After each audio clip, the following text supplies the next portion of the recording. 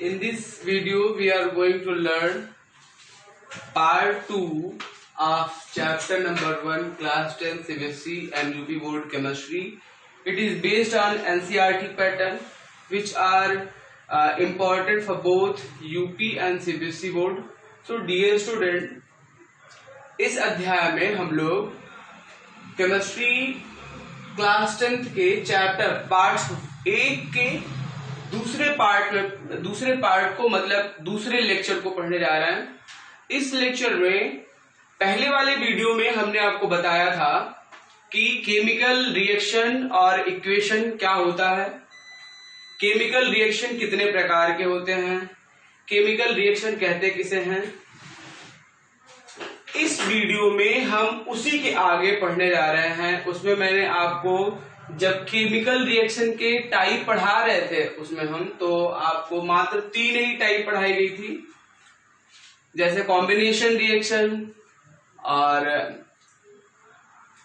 Composition reaction सब, और तीसरा टाइप जो पढ़ाया गया था रिएक्शन का वो आपको डिस्प्लेसमेंट रिएक्शन पढ़ाया गया था।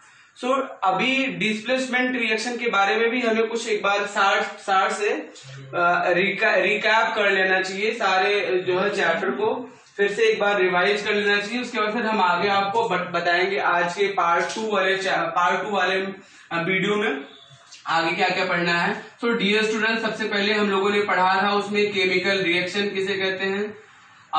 मुझे विश्वास है कि आप लोगों को पता भी होगा केमिकल रिएक्शन किसे कहते हैं, क्योंकि आपको बताया गया था। अच्छे से अगर आप पढ़े होंगे, उसको याद किए होंगे तो आपको पता होगा कि केमिकल रिएक्शन किसे कहते हैं। उसके बाद दूसरा हमने बताया था कि केमिकल इक्वेशन क्या होता है, पहला केमिकल रिएक्शन। उसके बाद फिर मैंने आपको बताया था कि केमिकल इक्वेशन क्या होता है। जिन बच्चों को समस्या होगी वो कमेंट में आप अपना क्वेश्चन पूछ सकते हैं, अपना डाउट पूछ सकते हैं, कोई दिक्कत नहीं है। इसके बाद मैंने टाइप्स ऑफ केमिकल रिएक्शन बताए थे। Just I had taught to you of that types of chemical reaction, types of chemical reaction.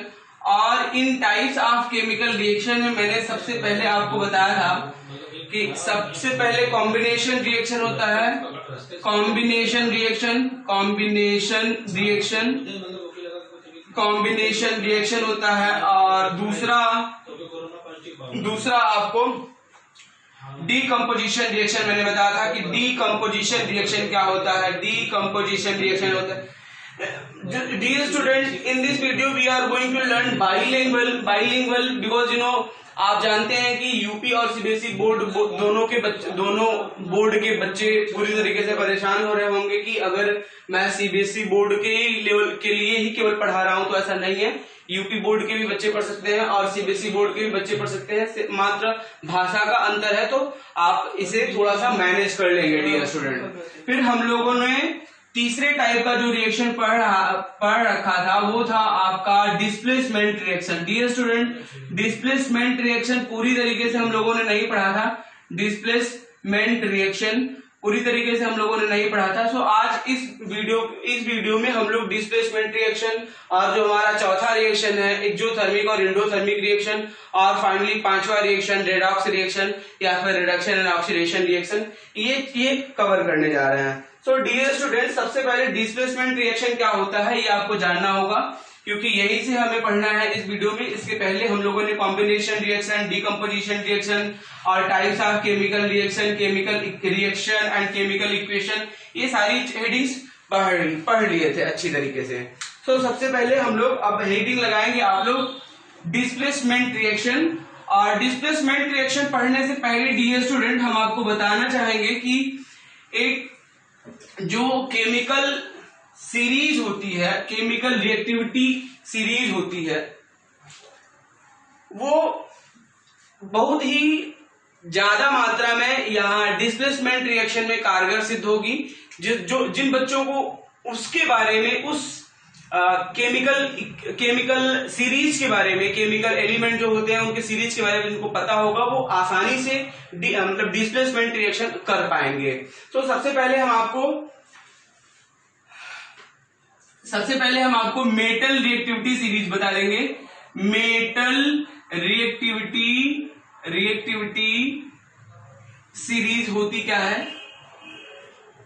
Metal reactivity series, इसे हम धातु सक्रियता श्रेणी कहते हैं हिंदी में, सॉरी, धातु सक्रियता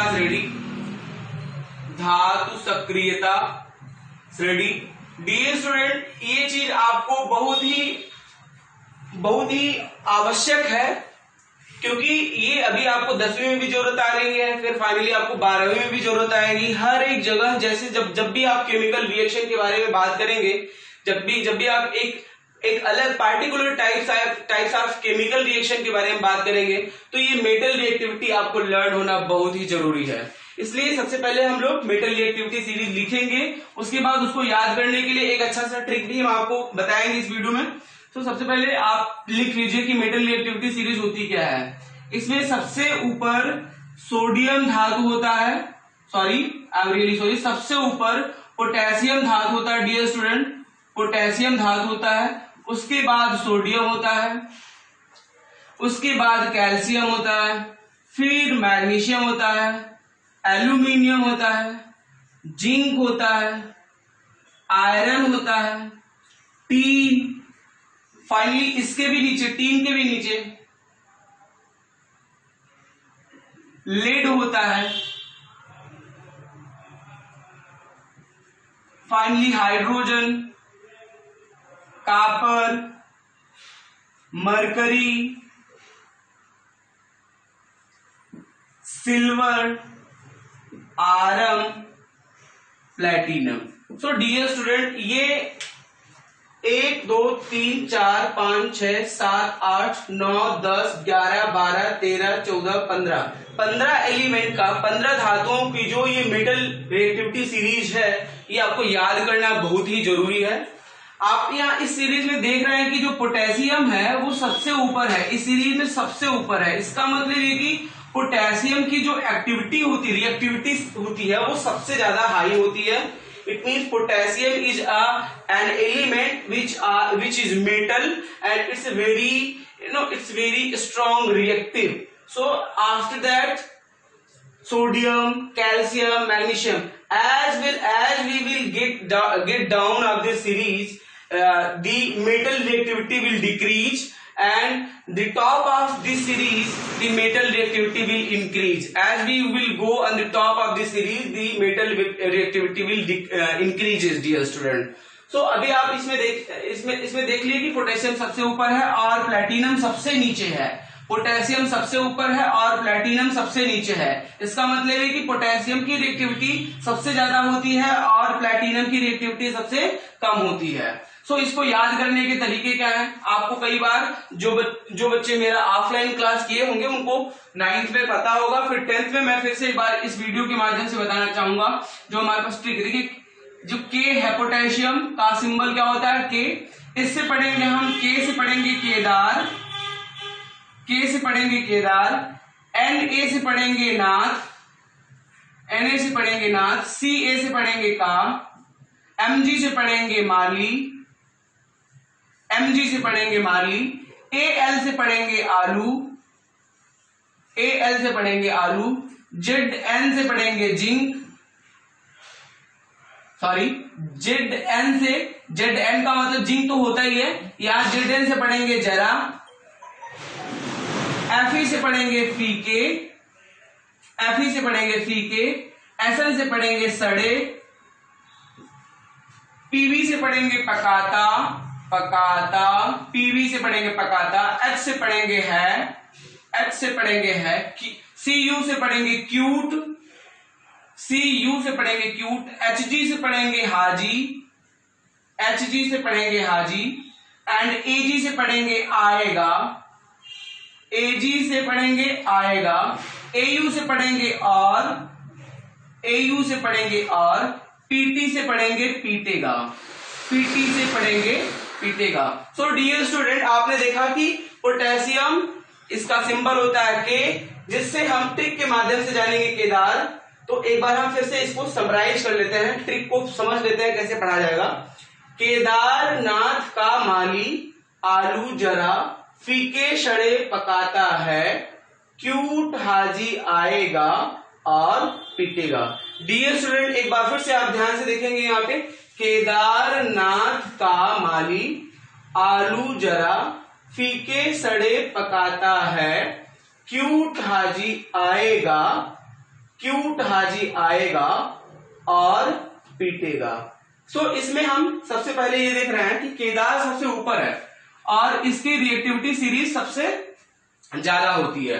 सो डियर स्टूडेंट, अब यहां पे हम डिस्प्लेसमेंट रिएक्शन लिख के और उसको इस ट्रिक के माध्यम में, इसी ट्रिक के माध्यम से हम आपको समझाएंगे कैसे हम इस ट्रिक का उपयोग करेंगे डिस्प्लेसमेंट रिएक्शन में, प्रतिस्थापन अभिक्रिया में। डियर स्टूडेंट, जैसा कि आप जानते हैं, पिछले वीडियो में मैंने बताया हुआ था आपको कि जो डिस्प्लेसमेंट रिएक्शन होता है वो खुद दो प्रकार का होता है। It means displacement reaction is displacement reaction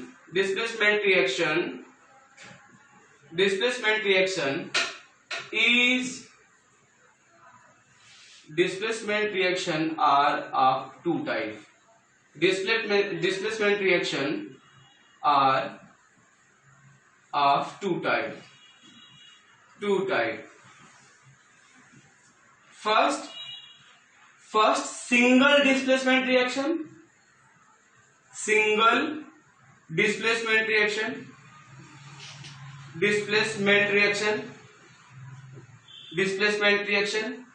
dear student, single displacement reaction को हम हिंदी में कहते हैं एकल प्रतिस्थापन अभिक्रिया। एकल प्रतिस्थापन अभिक्रिया।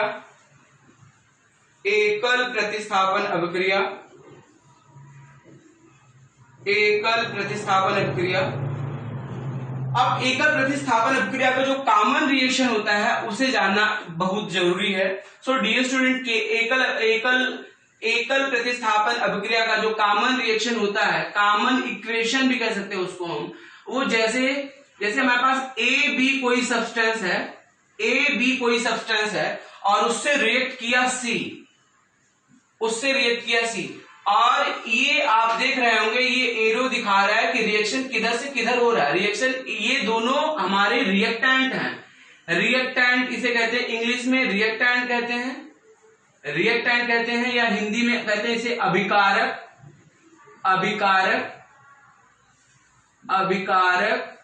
और डियर स्टूडेंट, जो बनने वाला सब्सटेंस है, आप देख रहे हैं कि ए बी सी से रिएक्ट किया, तो इसमें क्या करेगा, इसमें जो सी है हमारे पास, ये या तो मोर रिएक्टिव होगा या तो लेस रिएक्टिव होगा, और इसमें से किसी एक के साथ वो अभिक्रिया कर जाएगा। यदि ये मोर रिएक्टिव है और ये लेस रिएक्टिव है तो इसको प्रतिस्थापित करके इसका जगह ले लेगा, और यदि ये लेस रिएक्टिव है, ये मोर रिएक्टिव है, तो ये क्या करेगा, इसको प्रतिस्थापित कर देगा। जैसे यहां पे बनने वाला जो सब्सटेंस होगा वो होगा AC और प्लस में बी। इसका मतलब आप क्या समझ रहे हैं? इसका मतलब आपको यहां पे ये समझना है कि जो B का पोजीशन कौन लिया, C, B का स्थान C ने ले लिया। इसका मतलब है कि C is more reactive as compare B। इसका मतलब है कि C का जो पोजीशन होगा इसमें सबसे ऊपर होगा और B का पोजीशन C से नीचे होगा। डियर स्टूडेंट, इसीलिए ऐसा हो पाया है इसमें। इसे कहते हैं हिंदी में उत्पाद, और इंग्लिश में कहते हैं डियर स्टूडेंट प्रोडक्ट। अब आइए हम एक रियल एग्जांपल लेते हैं, इसी जो हमारे पास मेटल रिएक्टिविटी सीरीज है इसी में से एक रियल एग्जांपल लेते हैं, फिर आपको अच्छे से समझ आएगा। डियर स्टूडेंट, ये बहुत महत्वपूर्ण है, इसे आप नोट करेंगे। जल्दी से वीडियो पॉज करके आप नोट कर लीजिए, फिर हम आगे बढ़ते हैं। नोट कर लिए, चलिए आगे। अब आपको इसमें से एक रियल रिएक्शन लेना है। जैसे देखिए, जैसे हमारे पास यदि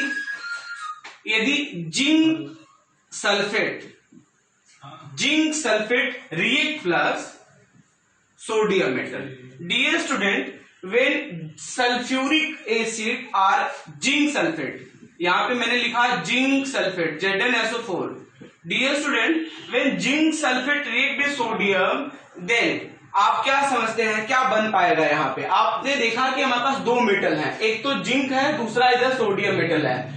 तो दोनों मेटल में से हमको ये देखना है कि किस मेटल की रिएक्टिविटी ज्यादा है, मतलब इसमें से कौन सा मेटल ऊपर पाया जाता है। तो आप इसमें से देखते चले आएंगे, सबसे पहला मेटल है पोटेशियम, बट दूसरा मेटल क्या है, सोडियम है। तो आप देख रहे हैं कि सोडियम ऊपर है और जिंक का स्थान कहाँ है डियर स्टूडेंट, जिंक का स्थान यहाँ पे है 1 2 3 4 5 6, छठा स्थान जिंक का है, जबकि दूसरा ही स्थान सोडियम का है। इसका मतलब sodium is more reactive as compare zinc. So क्या करेगा, सोडियम जिंक का स्थान ले लेगा। आपको पता होना चाहिए कि यहाँ पे जो प्रोडक्ट बनने वाला है वो क्या बनेगा, फिर ये बन जाएगा Na2SO4 और प्लस में जिंक। सो डियर स्टूडेंट अभी इस रिएक्शन को बैलेंस करना बाकी रह गया है। क्यों, क्योंकि आप जानते हैं कि जो कोई भी रिएक्शन होता है, कोई भी रिएक्शन के दोनों तरफ ये जो होता है रिएक्टेंट साइड, उसे हम लेफ्ट हैंड साइड भी कह सकते हैं। डियर स्टूडेंट जो रिएक्टेंट होता है, मतलब जो अभिकारक होता है, उसे हम LHS भी कह सकते हैं, लेफ्ट हैंड साइड होता है वो। और जो प्रोडक्ट होता है वो generally right hand side RHS भी कह सकते हैं हम। सो किसी भी केमिकल रिएक्शन में जो लेफ्ट हैंड साइड में number of atom of a particular element it should be as equal as in right side, मतलब दोनों तरफ परमाणुओं की संख्या बराबर होनी चाहिए किसी भी केमिकल रिएक्शन में। इसे हम कहते हैं बैलेंस करना। सो इसे हम सबसे पहले हम बैलेंस करेंगे। आपने देखा कि यदि हम बात करें जिंक की और वो भी लेफ्ट हैंड साइड में, तो जिंक की परमाणुओं की संख्या 1 है लेफ्ट हैंड साइड में, और जबकि जिंक की परमाणुओं की संख्या राइट हैंड साइड में भी डियर स्टूडेंट 1 ही है। सो ये ऑलरेडी बैलेंस है, इसको बैलेंस करने की कोई जरूरत नहीं है। आपने देखा सल्फर की संख्या 1 है, यहाँ भी सल्फर की संख्या 1 है, ये भी बैलेंस है। ऑक्सीजन की संख्या 4, यहाँ भी। इट मींस ये तीनों एलिमेंट दोनों तरफ पूरी तरीके से बैलेंस है। जबकि सोडियम को देखा जाए तो सोडियम परमाणु की जो संख्या है वो लेफ्ट हैंड साइड में 1 है, और जबकि सोडियम परमाणु की जो संख्या है राइट हैंड साइड में वो 2 है। तो क्या करेंगे हम, यहाँ पे 2 मल्टीप्लाई कर लेंगे, इस सोडियम के साथ 2 का मल्टीप्लाई कर लेंगे। अब डियर स्टूडेंट आप देख रहे होंगे कि ये रिएक्शन बैलेंस हो चुका है पूरी तरीके से। इट मींस 2 सोडियम परमाणु लेफ्ट हैंड साइड में भी है और 2 सोडियम परमाणु राइट हैंड साइड में भी है। बाकी सारे एटम एलिमेंट इक्वल है। अब हम दूसरा रिएक्शन देखेंगे। इस रिएक्शन के माध्यम से आपने कुछ तो जरूर समझा होगा। मान लेते हैं 20% 50% तो आपको समझ आया होगा यहाँ पे कि ये जो जिंक मेटल है वो लेस रिएक्टिव है एज कंपेयर सोडियम मेटल के। क्यों ऐसा, क्योंकि ये मेटल रिएक्टिविटी सीरीज में इसका स्थान नीचे पाया जाता है, इसलिए। दूसरा रिएक्शन देखते हैं। Dear student, when sulfuric acid it means H2SO4, when sulfuric acid H2SO4 react with aluminium। Dear student, अब आप यहां देख रहे होंगे कि जो यहाँ पे H2SO4 है, सल्फ्यूरिक एसिड है, इसमें एक हाइड्रोजन है और यहाँ पे देखा जाए तो एल्यूमिनियम है। अब आप कहेंगे सर दोनों तरफ मेटल तो नहीं है, ये एल्यूमिनियम मेटल है, राइट है। ये क्या हाइड्रोजन मेटल है? जी हाँ, हाइड्रोजन मेटल है। Hydrogen can be work as both, दोनों की तरह काम कर सकता है। हाइड्रोजन एक ऐसा एलिमेंट है, यूनिक एलिमेंट है डियर स्टूडेंट, जो मेटल की तरह भी काम कर सकता है और नॉन मेटल की तरह भी काम कर सकता है, क्योंकि यहाँ पे उसका एसिडिक स्ट्रेंथ, इसका एसिडिक स्ट्रेंथ ज्यादा है डियर स्टूडेंट, इसलिए हाइड्रोजन यहाँ एज अ मेटल वर्क कर रहा है और एल्यूमिनियम भी यहाँ पे एज अ मेटल वर्क कर रहा है। तो सबसे पहले हम ये देखेंगे कि क्या इन दोनों मेटल में किसकी रिएक्टिविटी ज्यादा है, किसकी केमिकल रिएक्टिविटी ज्यादा है। सबसे पहले ये तय करेंगे। तो आप देखिए, मेटल रिएक्टिविटी तय करने के लिए हमने एक सीरीज लिया हुआ है जिसका मैंने नाम दिया हुआ मेटल रिएक्टिविटी सीरीज, और उसको याद करने के लिए मैंने ट्रिक भी आपको अच्छी तरीके से बताया हुआ है। इसमें आप सबसे पहले देखेंगे कि इसका पोजीशन, इसमें हाइड्रोजन और एल्यूमिनियम में बोथ, इन दोनों का पोजीशन कौन किसका पोजीशन ऊपर है इस सीरीज में और किसका पोजीशन नीचे है। तो आपने देखा कि हाइड्रोजन यहां से खोजते चले आएंगे तो 1 2 3 4 5 6 7 8 9 10 10वां पोजीशन है हाइड्रोजन का।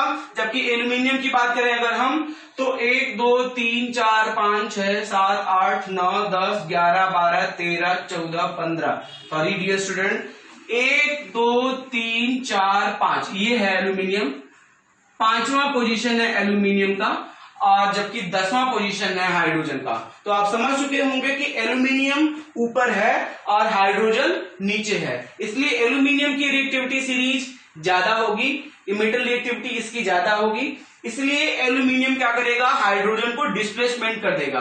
सो इसे क्या कहेंगे डियर स्टूडेंट, अभी मैंने अगले इसके पहले वाले रिएक्शन बताया हुआ था, इसे कहते हैं हम रिएक्टेंट, इसे कहते हैं हम रिएक्टेंट और हिंदी में कहते हैं इसको अभिकारक, हिंदी में कहते हैं इसको अभिकारक, अभिकारक और इसे कहते हैं डियर स्टूडेंट इसके बाद ये लेफ्ट हैंड साइड में होता है, जो रिएक्टेंट होता है वो जनरली लेफ्ट हैंड साइड में होता है। अब प्रोडक्ट की बात करें तो प्रोडक्ट यहां बनने वाला है Al2SO4 का होल थ्राइस।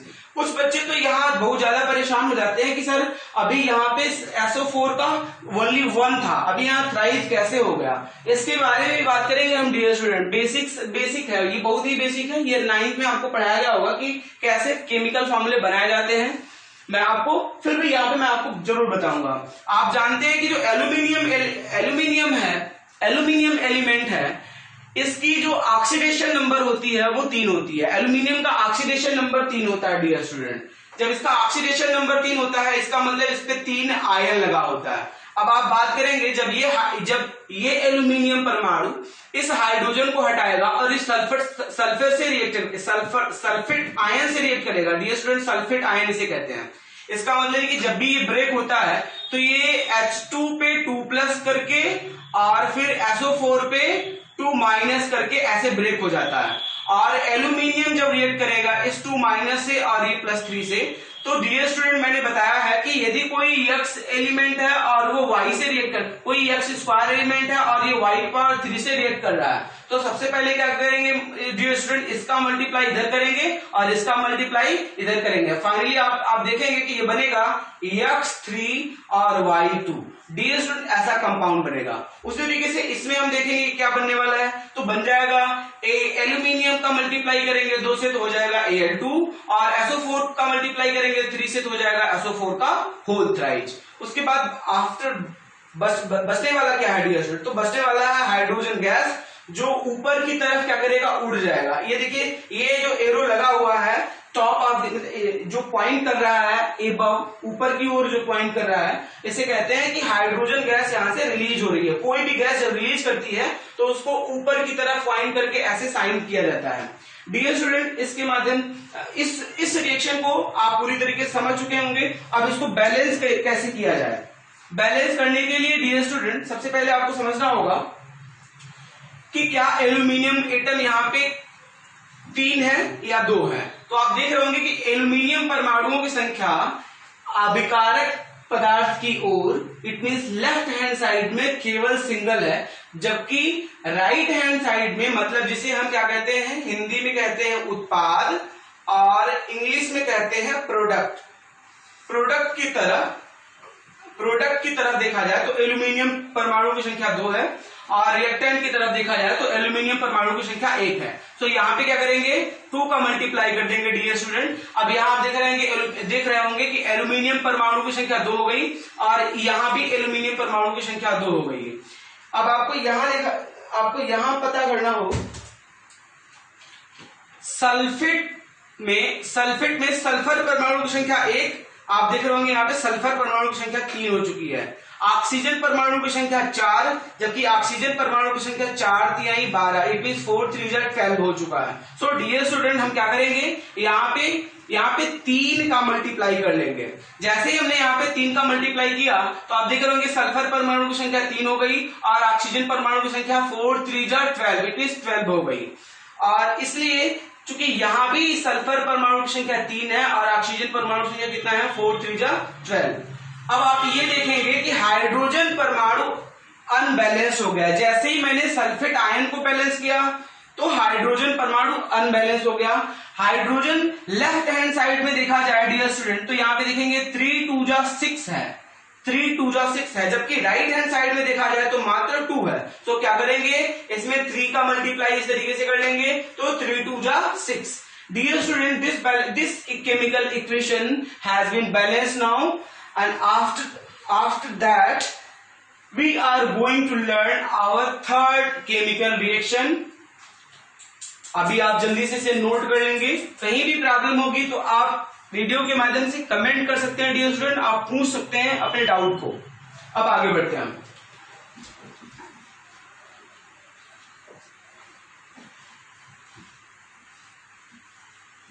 एक बार फिर से आप जल्दी से याद करेंगे, मैंने जो अभी मेटल रिएक्टिविटी सीरीज का ट्रिक बताया, केदारनाथ का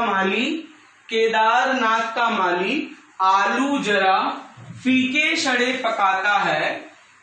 केदारनाथ का माली आलू जरा फीके सड़े पकाता है, क्यूट हाजी आएगा और पीटेगा। इस ट्रिक के माध्यम से हम लोग सिंगल डिस्प्लेसमेंट रिएक्शन और डबल डिस्प्लेसमेंट रिएक्शन, इसके साथ साथ acid base types of reaction भी हम पूरी तरीके से कर पाते हैं। सो डियर स्टूडेंट, अब हम लोग पढ़ेंगे double displacement reaction. Double displacement reaction, double displacement reaction.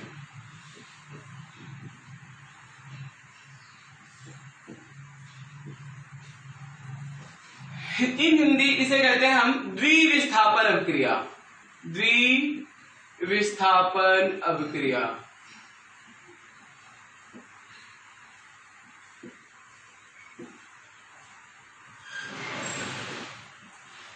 द्विविस्थापन अभिक्रिया। This types of reaction, it means in this types of reaction, in this type of reaction, metal exchange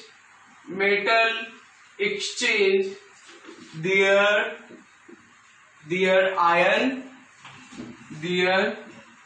iron and form new types of product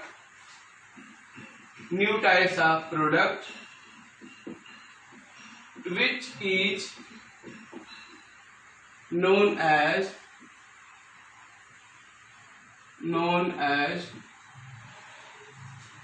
double displacement reaction। Double displacement reaction.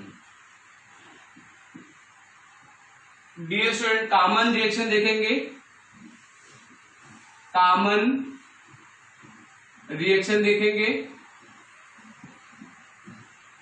जैसे हमारे पास एक कोई compound है A B और दूसरा है D C. A B D C, जब ये दोनों रिएक्ट करेंगे तो इनसे बनने वाला जो कंपाउंड होगा वो होगा ए डी प्लस में B C. A D plus में बी सी। इसमें आपने देखा कि बी ने डी का पोजीशन ले लिया और डी ने बी का पोजीशन ले लिया। डी ने बी का पोजीशन ले लिया और बी ने डी का पोजीशन ले लिया। इसका मतलब ये कि ये दोनों मेटल हैं, और ये दोनों एक दूसरे का पोजीशन ले रहे हैं। जैसे इन एग्जाम्पल हम देखेंगे कि हमारे पास एक सोडियम सल्फेट है डियर स्टूडेंट, सोडियम सल्फेट है, NaSO4 है, और प्लस में सोडियम सल्फेट के साथ साथ पोटेशियम क्लोराइड है, potassium chloride KCl। Dear student, आप देख रहे होंगे कि सोडियम सल्फेट यहां और यहां पोटेशियम सल्फेट, इन दोनों में अगर देखा जाए तो ये मेटल है, सोडियम मेटल है और पोटेशियम मेटल है। सोडियम मेटल है और पोटेशियम मेटल है। ये सोडियम मेटल ये लेस रिएक्टिव होता है एज कंपेयर पोटेशियम मेटल के। तो क्या करेंगे, ये पोटेशियम यहां जाएगा और ये सोडियम यहां आएगा।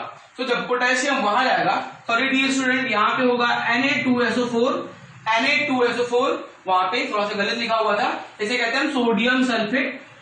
This is called as sodium sulphate, right, and this is called potassium chloride.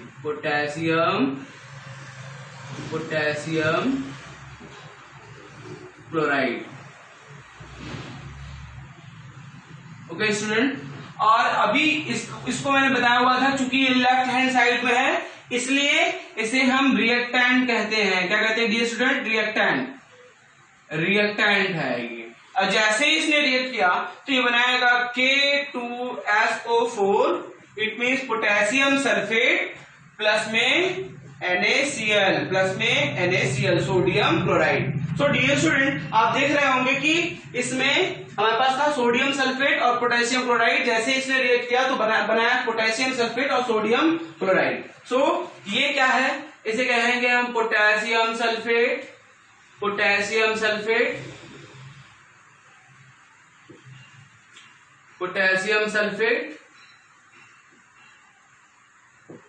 and this is called sodium chloride.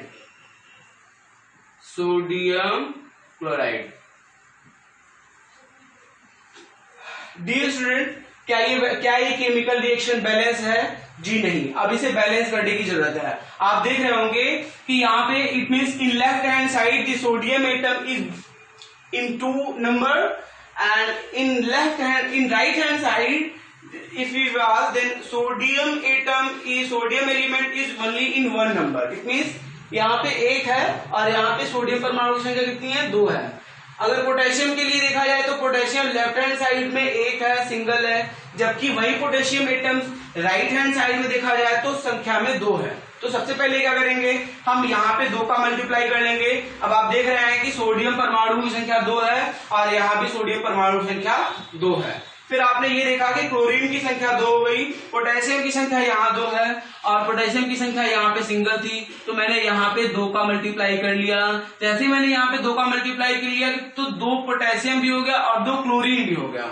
2 potassium था यहाँ पे, 2 क्लोरीन यहाँ था तो 2 क्लोरीन वहां हो गया, 2 सोडियम यहाँ तो 2 सोडियम वहां हो गया। सल्फर परमाणु की संख्या लेफ्ट हैंड साइड में 1, सल्फर परमाणु की संख्या राइट हैंड साइड में 1, सल्फर ऑक्सीजन परमाणु की संख्या लेफ्ट हैंड साइड में 4 एंड आल्सो ऑक्सीजन परमाणु की संख्या राइट हैंड साइड इज 4। सो अब आप देख रहे होंगे कि ये केमिकल रिएक्शन अच्छी तरीके से बैलेंस हो चुका है। सो डियर स्टूडेंट, इसी तरीके से केमिकल रिएक्शन को बैलेंस करना है, आपको अच्छी तरीके से बैलेंस करना सीखना है। सबसे पहले अध्याय में कैसे केमिकल रिएक्शन को केमिकल इक्वेशन के फॉर्म में प्रेजेंट किया जाए और उस केमिकल रिएक्शन को कैसे बैलेंस किया जाए, केमिकल रिएक्शन होता कैसे है, केमिकल रिएक्शन कितने प्रकार के होते हैं। सबसे पहले अध्याय में 10वीं के पहले अध्याय में रसायन विज्ञान के ये बहुत ही महत्वपूर्ण टॉपिक्स है। अब हम आगे बढ़ रहे हैं, हमें अगले प्रकार के जो है केमिकल रिएक्शन के बारे में जानना होगा। जो अगला केमिकल रिएक्शन है वो है exothermic and endothermic reaction. Dear student, exothermic and endothermic reaction के नाम से ही पता चल रहा होगा आपको कि ऐसी अभिक्रियाएं जिसमें या तो ऊष्मा का अवशोषण होता है या तो ऊष्मा का उत्सर्जन होता है। जब हम बात करेंगे एंडोथर्मिक रिएक्शन की तो उसमें ऊष्मा का अवशोषण होता है, जब हम बात करेंगे एक्सोथर्मिक रिएक्शन की तो उसमें ऊष्मा का उत्सर्जन होता है। सो सबसे पहले लिखेंगे यहाँ पे एंडोथर्मिक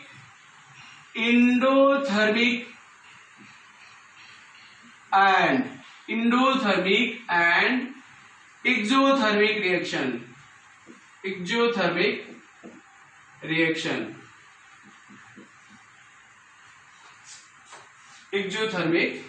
रिएक्शन। ऊष्मा शोषी इन हिंदी, ऊष्मा शोषी और ऊष्मा उत्सर्जी अभिक्रिया, अभिक्रिया। Dear student, those types of chemical reaction, those types of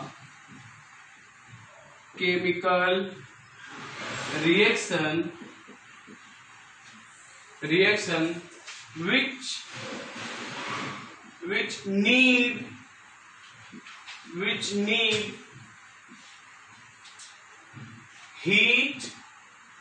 which need heat,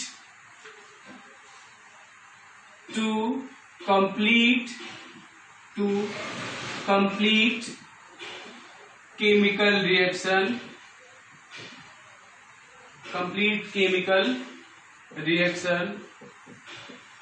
reaction, is known as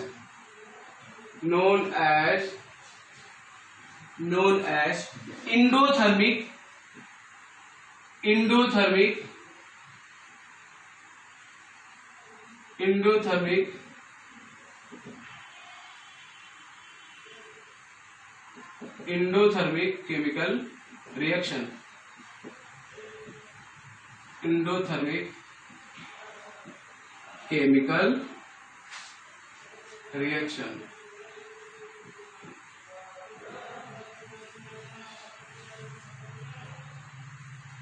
endothermic chemical reaction. So dear student, अब हम एग्जांपल देखेंगे कि एंडोथर्मिक रिएक्शन क्या होता है। जैसे कोई भी सब्सटेंस जब उसको किसी भी दूसरे तत्व के साथ अभिक्रिया कराना है तो सबसे पहले उसको हीट की जरूरत पड़ती है। इसमें मैंने लिखा हुआ है कि वे उस प्रकार की रासायनिक अभिक्रियाएं, those types of chemical reaction which need heat to complete chemical reaction, रासायनिक अभिक्रिया को पूर्ण होने के लिए जिसको उष्मा की जरूरत पड़ती है, ऐसी अभिक्रियाओं को हम उष्मा शोषी अभिक्रिया कहते हैं। इट मीन्स एंडोथर्मिक रिएक्शन कहते हैं। सो डियर स्टूडेंट, जैसे अभी आप देखे होंगे कि हमारे पास जैसे calcium, dear student, calcium carbonate है, CaCO3 है। अब इस कैल्शियम कार्बोनेट को अगर हम चाहें कि ब्रेक करें, किसी भी ऐसे मतलब कुछ ऐसा अभिक्रिया करें कि ये ब्रेक होकर टूट जाए, ब्रेक हो जाए और नए कंपाउंड बनाए, तो इसमें हमें हीट की जरूरत पड़ती है, हमें इसे हीट देना पड़ता है। और हीट का सिंबल डियर स्टूडेंट ये डेल्टा होता है। आपको ये भी ध्यान रखना होगा कि हीट का जो सिंबल होता है वो क्या होता है, डेल्टा होता है। यहाँ ऐसे हम लिख सकते हैं हीट, बट डेल्टा भी रिप्रेजेंट कर सकते हैं, कोई दिक्कत नहीं है। जैसे ही हमने इस कैल्शियम कार्बोनेट को हीट किया तो ये कैल्शियम ऑक्साइड और प्लस में कार्बन डाइऑक्साइड में चेंज हो जाता है। तो डियर स्टूडेंट, आप देख रहे होंगे कि ये calcium carbonate break into simpler form of calcium oxide and carbon dioxide. ये केमिकल रिएक्शन बैलेंस भी है ऑलरेडी। बैलेंस कैसे है ये आपको पता हो सकता है। ऐसे आप एक लाइन यहाँ पे खींचेंगे, because these are reactant, this is reactant, so it should be in left hand side. इसे आप लेफ्ट हैंड साइड दिखा सकते हैं और आप इसे राइट हैंड साइड दिखा सकते हैं। यहाँ आप दिखा सकते हैं number of element, types of element. यहाँ पे आप देख सकते हैं types of element. Dear student, types of element का मतलब क्या हुआ? टाइप्स ऑफ एलिमेंट का मतलब ये हुआ कि इस लेफ्ट हैंड साइड में कितने प्रकार के एलिमेंट रखे गए हैं। सबसे पहला आप देख रहे हैं कैल्शियम रखा गया है, दूसरा आप देख रहे हैं कार्बन रखा गया है, तीसरा आप देख रहे हैं ऑक्सीजन रखा गया है। तो फिर ये इतने प्रकार के तो हो गए एलिमेंट। और अब आप ध्यान ये रखेंगे कि कैल्शियम परमाणुओं की संख्या लेफ्ट हैंड साइड में कितनी है, ऐसे आपको लिखना है। एक है इसलिए मैंने एक लिख दिया। कैल्शियम परमाणु की संख्या राइट हैंड साइड में भी कितनी है, एक है, इसलिए मैंने एक लिख दिया। अब आप देख रहे हैं कैल्शियम मैंने लिख दिया। फिर कार्बन परमाणु की संख्या लेफ्ट हैंड साइड में कितनी है, एक ही है, मैंने इसमें भी एक लिख दिया। और आप यहाँ देख रहे हैं कि राइट हैंड साइड में भी कार्बन परमाणु की संख्या एक ही है, इसलिए मैं यहाँ भी एक लिख सकता हूं। अब आप यहाँ देख रहे हैं कि ऑक्सीजन, तीसरा जो एलिमेंट बचा हुआ है वो ऑक्सीजन है। ऑक्सीजन परमाणु की संख्या लेफ्ट हैंड साइड में कितना है डियर स्टूडेंट? 3 है। आप देख रहे होंगे 3 है, तो यहाँ पे हम क्या लिखेंगे? 3 लिखेंगे। और राइट हैंड साइड में 2 और 1 3, 2 और 1 3, 2 और 1 3। ऑक्सीजन परमाणु संख्या राइट हैंड साइड में भी 3 है, इसलिए मैंने यहाँ भी 3 लिख दिया। अब आप देख रहे होंगे कि both, it means left hand side और राइट हैंड साइड में दोनों तरफ परमाणु की संख्या बराबर है। इट मींस एक इधर भी, एक इधर भी, एक इधर भी, एक इधर भी, 3 इधर और 3 इधर, इसलिए ये केमिकल रिएक्शन ऑलरेडी बैलेंस हो चुका है। सो डियर स्टूडेंट, अब हम बात करेंगे अगले टाइप्स ऑफ, अगले केमिकल रिएक्शन की, अगले एग्जाम्पल की। आप अच्छी तरीके से समझेंगे तो पूरी तरीके, मतलब अच्छी तरीके से अगर आप समझने का प्रयास करेंगे डियर स्टूडेंट, तो केमिकल रिएक्शन बहुत ही आसान है। आपको समझ आ रहा होगा कैसे बैलेंस किया जाए केमिकल रिएक्शन को, ये भी आपको समझ आ रहा होगा। इसके बाद अगले वाले वीडियो में हम आपको ट्रिक बताएंगे कि मतलब एक स्पेशल वीडियो होगा कि कैसे केमिकल रिएक्शन को बैलेंस किया जाए। It means how to balance chemical equation और केमिकल रिएक्शन। थोड़ा बहुत मैं आपको यही बताऊंगा कि कैसे केमिकल रिएक्शन को बैलेंस किया जाए। सबसे पहले डियर स्टूडेंट मेटल को बैलेंस किया जाता है। सबसे पहले मेटल को बैलेंस किया जाता है, फिर नॉन मेटल को बैलेंस किया जाता है, फिर नॉन मेटल को बैलेंस किया जाता है, और फाइनली मेटल और नॉन मेटल को बैलेंस करने के बाद डियर स्टूडेंट हम ऑक्सीजन को बैलेंस करते हैं। अब आप कहेंगे सर क्या ऑक्सीजन नॉन मेटल नहीं है? जी हाँ, ऑक्सीजन नॉन मेटल है, ऑक्सीजन नॉन मेटल है, लेकिन मेटल और नॉन मेटल को बैलेंस करने के बाद ऑक्सीजन कहीं कहीं लेफ्ट रह जाता है, छूटा रह जाता है, इसलिए ऑक्सीजन को बैलेंस करना पड़ता है। और finally at the last time में हाइड्रोजन को बैलेंस करना पड़ता है। सो डियर स्टूडेंट, याद रखेंगे कभी भी अगर केमिकल रिएक्शन को आपको बैलेंस करना है तो सबसे पहले क्या करेंगे? सबसे पहले मेटल को बैलेंस करेंगे, उसके बाद फिर किसको बैलेंस करेंगे? फिर नॉन मेटल को बैलेंस करेंगे, उसके बाद फिर किसको बैलेंस करेंगे? फिर ऑक्सीजन अगर बचा हुआ है तो, और बचा हुआ तो फाइनली लास्ट में हाइड्रोजन को बैलेंस करेंगे।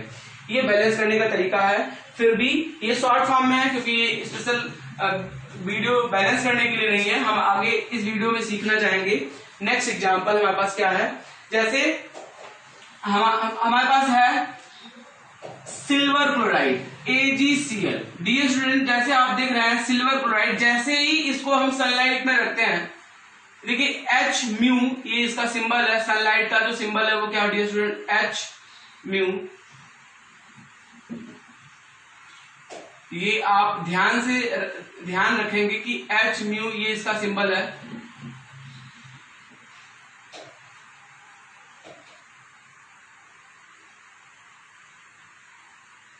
इसका मतलब है सनलाइट। जब सिल्वर क्लोराइड पे सनलाइट का प्रभाव पड़ता है तो ये तुरंत देख रहे हैं आप, सिल्वर और प्लस क्लोरीन में बदल जाता है, सिल्वर और प्लस क्लोरीन में बदल जाता है। सो डियर स्टूडेंट, आप यहाँ पे सबसे पहले इस केमिकल रिएक्शन को बैलेंस भी करेंगे। आपने देखा कि इस सिल्वर क्लोराइड को ब्रेक करने के लिए प्रकाश की जरूरत पड़ती है, प्रकाश की लाइट को जरूरत पड़ती है, इसलिए इसे हम इस अभिक्रिया को हम फोटोसिंथेसिस भी कह सकते हैं, फोटोसिंथेसिस रिएक्शन भी कह सकते हैं। तो सबसे पहले हम इसे बैलेंस करेंगे। आपने देखा कि यहाँ पे क्लोरीन परमाणु की संख्या कितनी है? राइट हैंड साइड में क्लोरीन परमाणु की संख्या कितनी है? 2 है। राइट हैंड साइड में क्लोरीन परमाणु की संख्या कितनी है? 2 है डियर स्टूडेंट। इस केमिकल रिएक्शन को बैलेंस करने के बाद हम बात करेंगे क्लोरीन परमाणु की संख्या कितनी है? राइट हैंड साइड में 2 है, और क्लोरीन परमाणु की संख्या लेफ्ट हैंड साइड में कितनी है डियर स्टूडेंट? तो 1 है। सबसे पहले यहाँ भी क्या करेंगे? हम 2 मल्टीप्लाई करेंगे, और इस तरीके से फिर यहाँ भी हम 2 मल्टीप्लाई कर लेंगे, 2 का मल्टीप्लाई कर लेंगे, क्योंकि यहाँ पे सिल्वर परमाणु की संख्या 2, यहाँ पर सिल्वर परमाणु की संख्या 2, और क्लोरीन परमाणु की संख्या भी 2 हो गई है, यहाँ भी क्लोरीन परमाणु की संख्या 2 है। सो डियर स्टूडेंट, ये भी केमिकल रिएक्शन बैलेंस हो चुका है। अब इस केमिकल रिएक्शन को बैलेंस करने के बाद नेक्स्ट वीडियो में हम लोग पढ़ेंगे कि how to balance chemical reaction and equation and और 4th types of chemical reaction, it means redox reaction, redox reaction, it means reduction and oxidation reaction. साथ ही साथ हम लोग पढ़ेंगे अभी exothermic chemical reaction, because exothermic chemical reaction भी नहीं पढ़ा है। उसके बाद फिर ये चैप्टर समाप्त हो जाएगा, फिर हम लोग अगले चैप्टर में पढ़ेंगे, अब बढ़ेंगे और अच्छे से पढ़ेंगे। Thank you.